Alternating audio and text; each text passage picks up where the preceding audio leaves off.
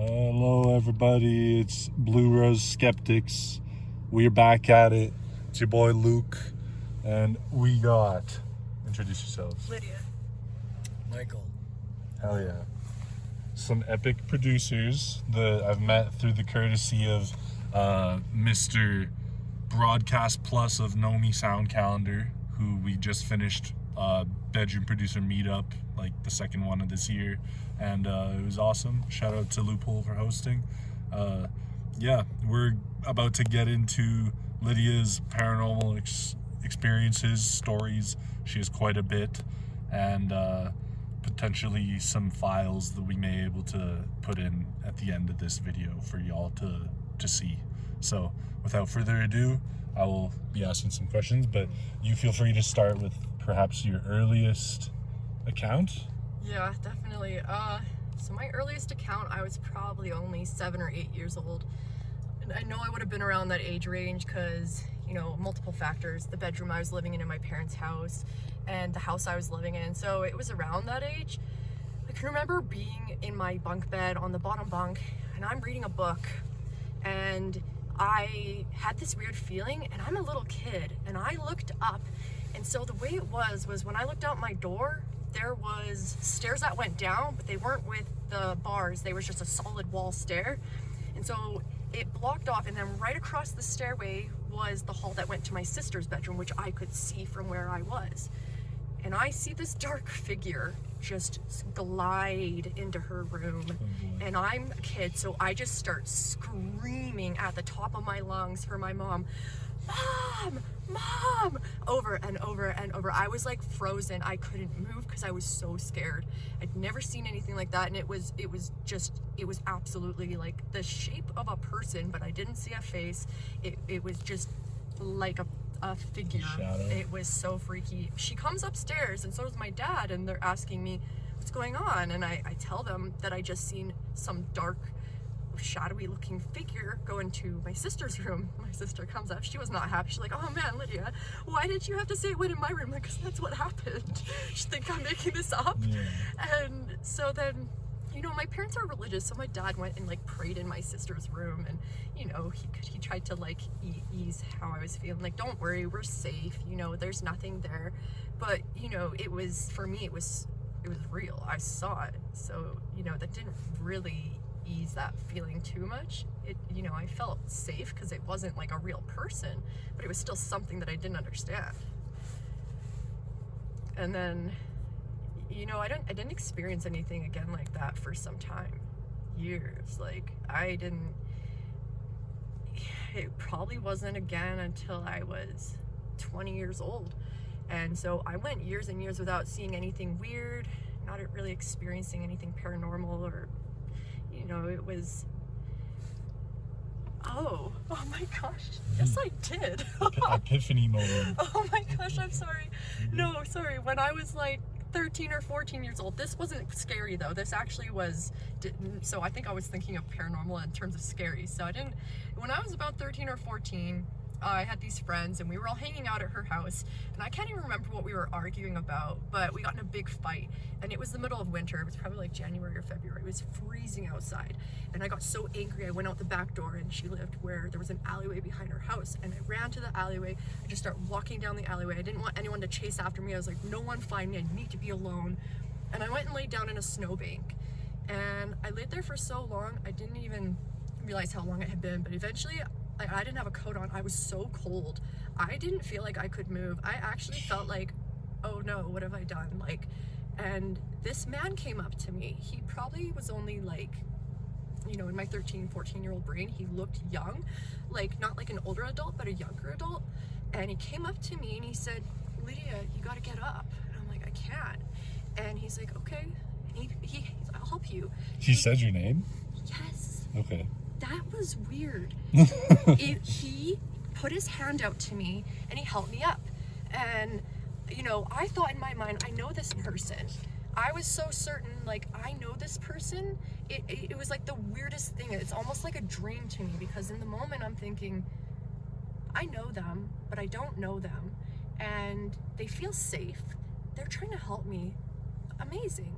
And then, you know, I was just so cold. much of it. I start walking away, and I'm like, oh, I forgot to say thank you. And I turn back to be like, well, thank you for helping me. And there was no one there. And like, mind you, I'm gonna be 30 years old, so my memory of these things that happened like that many years ago is a little off, but I do remember the man helping me out of the snow, and then me eventually going back to, you know, my friend's house, and they were all so worried about me. They were like, oh my goodness, we were worried about you, blah, blah, blah. And it was like, you know, I told my mom about that later, and she's like, you know, when she had a miscarriage, she was like told that her baby, or not a miscarriage, sorry, she gave birth to this baby and he died after 5 days. So I mean early, and what do you call that? Anyways, So is that SIDS, sudden infant death syndrome? So 26 weeks she gave birth, and it was like 1988. So then she was told like, oh, your baby will be a guardian angel over your family. And my mom had this like, oh, that was probably your brother. And I'm like, that's a weird thought, but like, maybe, I don't know. I'm also skeptical because I'm like, I don't understand this stuff. I'll just say, just not to interrupt, but it's like I have personally in my family, it's a story like that too, like very similar. Oh. But no, it's okay. It's not my direct family. It's Yeah. like still my family, but like Yeah. yeah. The point is like no shame in being skeptical, obviously, but that is I think it is a highly potential, like highly big factor. Like it might be a sad, you know, like thought, but it's like it's kind of a blessing in a way. At least it was in my family's like account. But Yeah. sorry. No, you're good. Don't be sorry. It wasn't. Yeah, that was like an actually good experience. It wasn't like fear or anything. Yeah. And then it wasn't until. Should I talk about what happened when I tried to kill myself? Sorry, can I say that?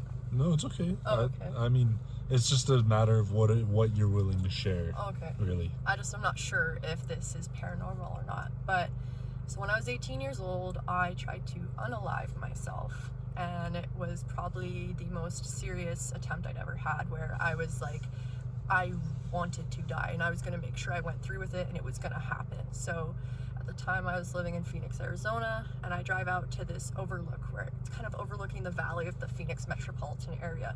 And in my mind, I knew that at this time of day, where I was, no one would be here.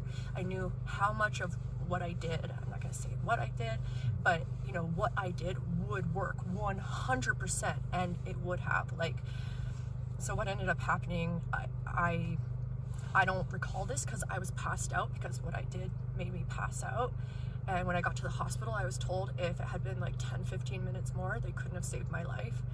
But as far as I know, my dad was praying because he knew that I was missing and he knew something was wrong. He didn't know what I had done, but he was just praying and saying, like, God, please find her. Please send someone to her. Please, please, please. Like, we don't know where she is. We're worried about her. Please, we need to make sure she's safe. And like, I'm not religious, but I'm spiritual. And so for me, like, I can understand how words can have a big impact. And so what I was told was that somebody decided, so my car windows were black tinted. You would have had to walk right up to the window to see inside my car.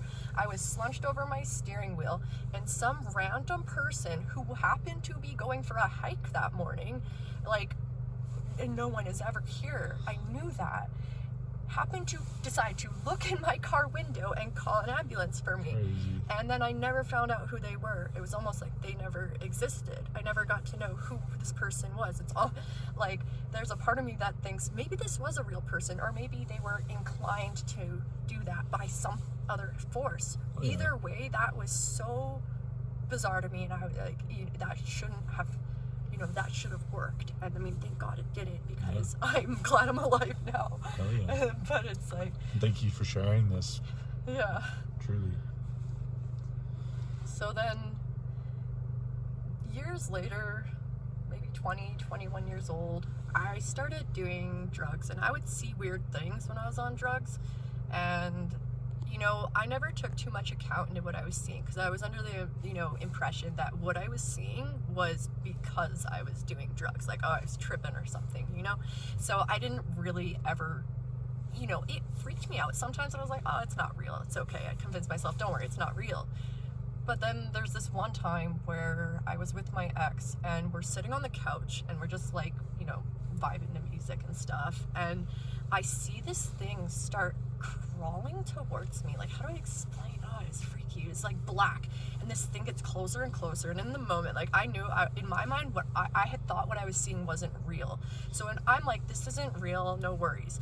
But then he gets up, and how could he have known what I was looking at? He gets up and is like, get away from her. And I was like, what the fuck? That's crazy. Like, how did you know? There's totally stories of people, like, you know, like all on acid, for example, and then they all see the same entity. So, like, this all correlates. But then it makes you wonder, how do we all see the same entity unless that entity isn't actually there and we just can't see it in our, like, you know, the filters of our human mind? Yeah, I mean, the limit of the vibrations, you know, the threshold that we're limited to see type shit. Yeah. Of color, the spectrum of color, is the limits what we can see, I guess. Yeah. I don't know. So then, you know, more instances happened, but then I got off drugs, and, you know, I completely went sober. Like, I didn't drink, I didn't do drugs anymore, and I thought that those things should have stopped, and then they didn't. And so I went and seen doctors. I was worried maybe I had schizophrenia, but then they stopped, and they were like, you don't have schizophrenia, you know, this is normal. You stop doing stuff like this in the amounts you were doing it, of course you're gonna have some repercussions, you know, a couple months after you might see things. So then it's been a couple years and I haven't had an experience in so long, and all of a sudden I'm starting to see these weird shapes in my room, and I get freaked out. I turn on my light, and the way the light is, it's in the middle of the ceiling, and so light should protrude to each corner of the room because it's in the middle. And one corner was black, like dark, like shadowed by something, and I kept looking like, is there something blocking the light? Why is there a shadow? I got so freaked out, I turned off the light again and I just went to bed. I was like, this is too much. Out of sight, out of mind. It's just, and I just couldn't explain these things, and I just, like, feel crazy for them. And then, sorry if I get these in the wrong order, because, like, my time since being sober is kind of just, like, I get the time frames mixed up. But, you know, in the time that I've been sober, I've experienced where, like, I'll send you the photo, which you saw, where I was taking a photo of the moon, and then, you know, I'm trying to take multiple photos of it just to get a really good shot of it on my crappy iPhone. And then one of the photos turns up, like, almost blurry, as if I had moved my phone, but the one right before it wasn't like that. It didn't make sense. And then I zoom in closer because I'm like, what is that? And there's some sort of creature in the back of this car, which in the previous photo taken a second before was not, like, there's nothing there. But then there's this weird looking thing. You can clearly see its eyes, it has a nose, it has a mouth. It almost looks like it's wearing some sort of top hat or fedora. And then it has, like, these big ears. It's like, if you look at it, it's freaky. And then there's this red shape, which I've never really been able to understand. I'm like, I'm not sure what this looks like, but it doesn't look good. And then, even recently, so Michael has heard me say these parts to him because we were in a relationship at the time these things happened.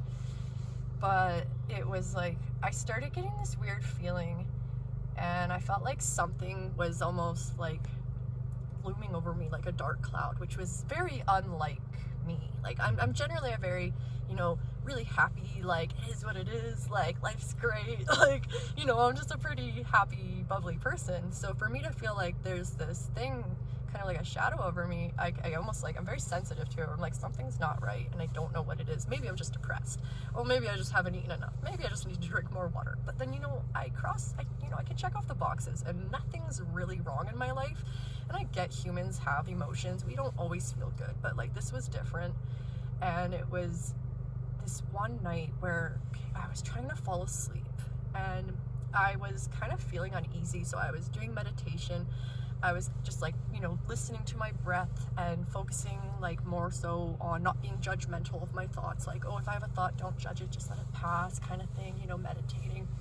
And then it was like, Oh my god, this like okay, so this voice, and it was not my voice. I know what the voice in my head sounds like.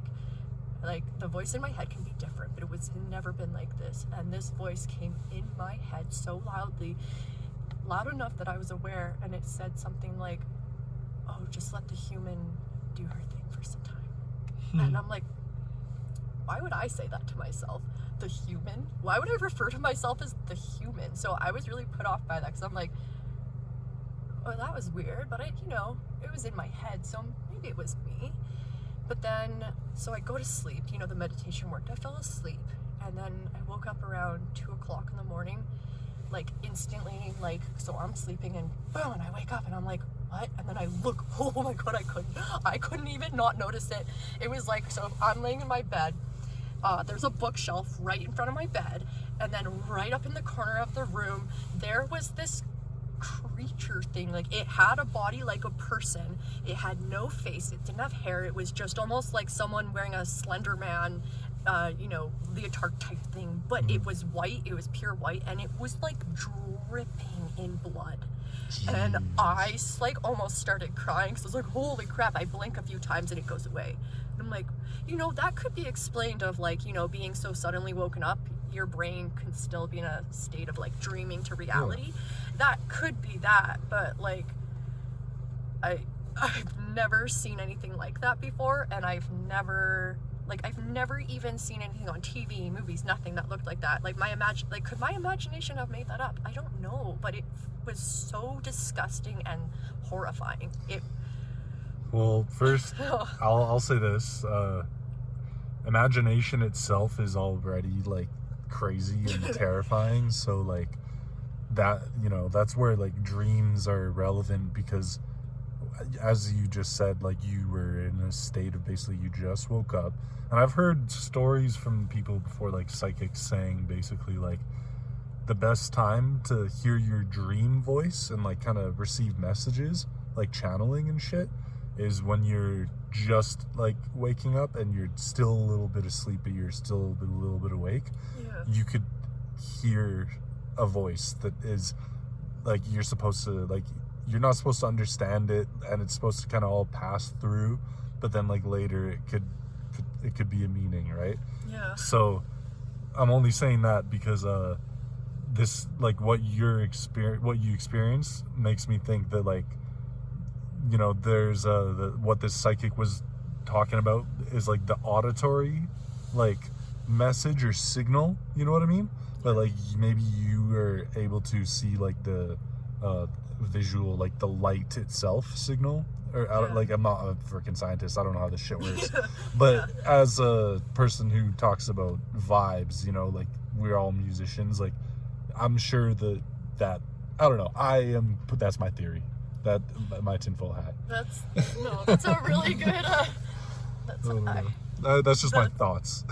No, that's interesting. I never really thought of it like that.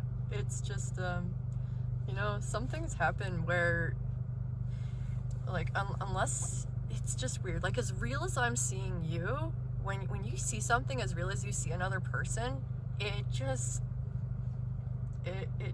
sets something off that is so unsettling, where you're like, okay, I understand, the laws of physics, I understand the laws of, science, chemistry, all these things. So then when I'm in a dark room and there is like maybe just the tiniest bit of light coming in through my window, how do I see this thing?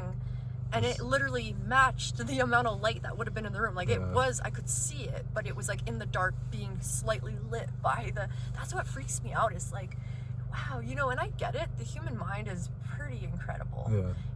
It can generate stuff, Yeah, totally. Like closed eye visuals even, for example. But that's where it makes me wonder. It's like there's like the bleeding, almost like the cross play between like the closed eye visuals and insight, like internal visuals, like internal visualization. Like, it makes me think that like what you might have is like it's like, sounds like some freaking Marvel shit, but like heightened like visualization, if that makes sense. To the point that like your imagination, and it's not that it is your imagination, but like imagine it is. Like, I know that it's like you saw it, like, No, literally, but yeah. imagine, like, your imagination is so powerful that you're, like, able to just, like, see something, like, literally there. Yeah. It's like, and who knows, like, my next question would be, like, and of course, like, this is the Blue Rose Skeptics in me that's trying to be like, science, this, that, and this. Of course, like, it can't just be a fucking ghost demon thing, you know? Yeah. But, like, my next question would be, like, and of course, any other stories that you have, share. But one question that I definitely have is, like, have you ever experienced, like, a physical, like, touch kind of thing? Like, with a entity or something? Like, you've never, like, felt anything, kind of? Not that I can recall, no. I've seen things, like... And have you heard it? I've heard things. So, like, you've So I've seen heard things and and... I've heard them.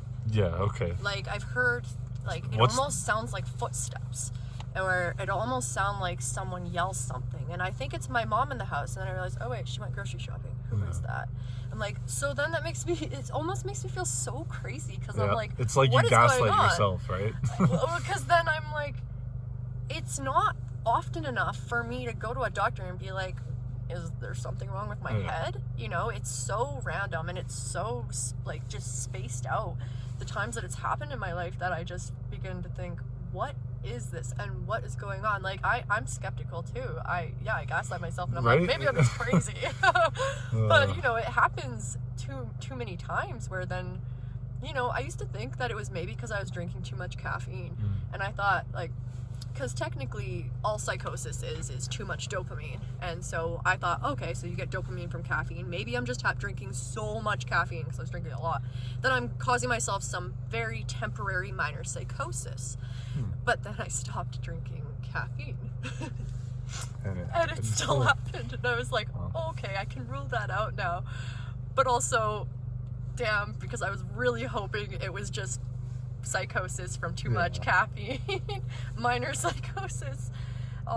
Actually, so then there's one more thing. So when my brother passed away 2 years ago, sorry for your loss. It's okay. It happens. I mean, it shouldn't happen, but it happens. But so he actually passed away probably around noon or so. He passed away in a house fire, which was really very sudden, very tragic. And so obviously our whole family was like extremely distraught about it. And then so we all decided to go to my sister's house just to be together. So my mom and my dad and my sister and like everyone was just at her house staying there. So we didn't have to sleep alone that night. And then so I was sleeping in the basement, and the way her basement was set up was that there was a couch on the far wall, and then from the couch over here was the stairwell that went up. And they had the light on upstairs, just, you know, like a little bit of light, just to have some light on in case someone wakes up in the middle of the night.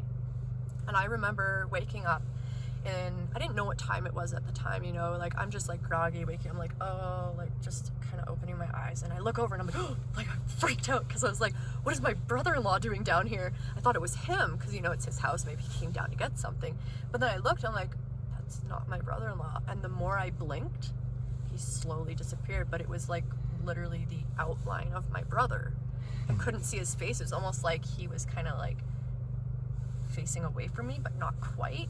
But it was like perfectly the outline of him, and he had a very particular outline. He was a big guy. He was like 6'4", big, like very, like, and the more I blinked, he went away. And then I checked the time. It was 4 a.m. and I'm like, oh, that's weird. And so it actually turns out, interestingly, I don't know, like, what a coincidence this might be. So because he passed away from the house fire, it took them until I think midnight, 12 hours later, because they had to put out the fire, and then they had to, get his body. But the only way to get his body was to take apart the house, because he was in the basement and the floors were not safe to walk on to get his body. So they had to take apart the house to get to him. And so by the time they would have got to him, would have been about midnight. And then 4 hours later, I never wake up at 4. Sometimes I wake up at 1 or 2, but 4 is a weird time. I mean, it was interesting, and honestly it brought me a lot of peace, because there was a part of me that was like, I don't know where people go when they die. I don't really care to know, I'll find out when I die.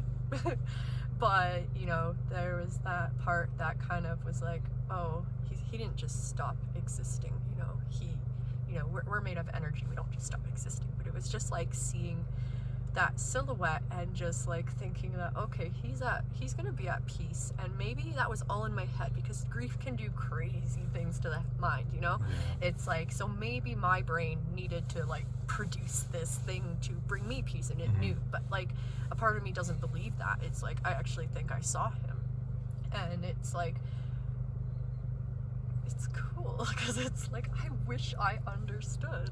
I wish I understood what causes these weird things to happen and why we see the things we see. You know, just doing acid and DMT has shown me that there's a lot more that we don't see and don't hear and don't understand, right? So 100%. Wow.